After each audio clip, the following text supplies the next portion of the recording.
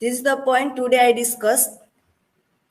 First, brief information about the Robert Browning. Robert Browning timeline 8012 to 8089. He was born 7th May 1812, England. He was died 12 December 8089, Italy. He was a poet, literary movement Victorian.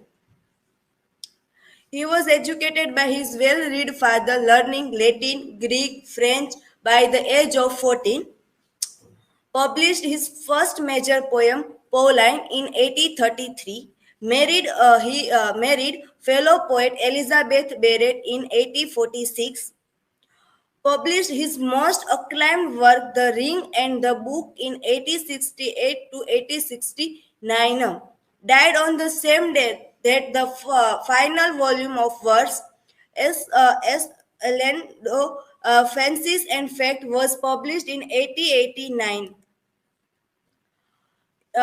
Introduction of the poem, written by Robert Browning, first published January 1836, and then two times published this poem. A poem is a Browning first ever short dramatic monologue. The poem did not receive its definitive title until 1863. Poem overview. Stormy night lover waiting for his lady love for Frias. She arrives silently, bends down to make the fire blaze up.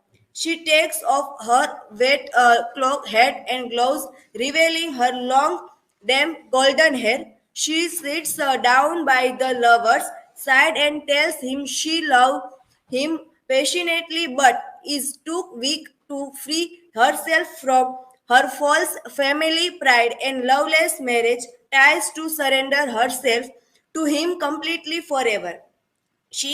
Her lover is happy and proud to finally hear her confession of love. He has a sudden thought and whines. She has threes round her throat, uh, strange, sorry, strangulate her. He is sure she felt no pain, otherwise, she would have cried. He opens her eyelids, unlooses the knot of hair round her neck, and kisses her cheeks passionately. Throughout the night, the dead and the living sit together without stirring. God is so stunned by the lover's murderous act that he does not speak. Poem's theme: first, love. Both the lovers want to preserve the moment of the pure and stigma-free love forever. Out of initially the lovers strange her beloved, she to death thematically suggests the universalizing and dominating passion of love. Second sin, murder is a sin by any means. The lover commit cold-blooded crime by performing the murderous design. Also vanity that the beloved herbious so long in her mind is a sin. Third, madness. In the second half of the poem, Brownings offer more and more clues to show that the speaker is not merely delusion of or confused because of his near broken heart, but that he is somehow quite mad. All this is presented in a calm manner, even as the speaker describes how he takes his lover's hair and twists it around her neck until she is dead.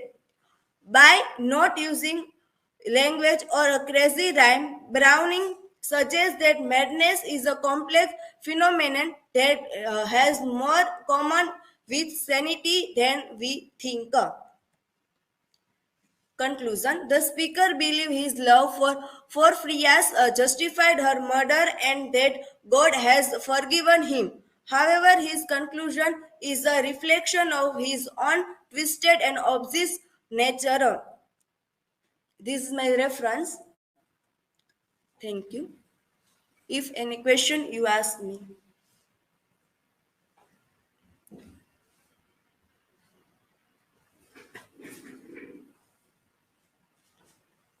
Kusi, my question is what is the significance of the poem's title in relation to the events that unfold?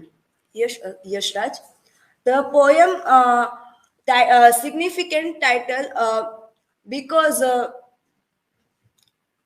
poem described the someone deeply obsessed with his uh, uh, lady love. She poem started with love and last to the tragic end of the end of the poem, and the whole poem significant the theme obsessed and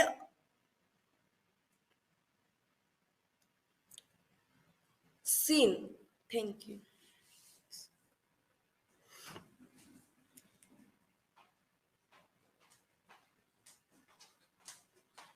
Oh, yes, Khushi. How does the poem make use of descriptive language to create a specific mood or atmosphere? Yes, Unnati. The poem used descriptive language to create a specific mood, um, uh, tension, uh,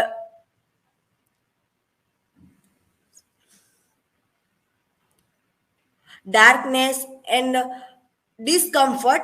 And the atmosphere is a haunting atmosphere. Whole the poem in the end of the poem, atmosphere is a haunting. So, thank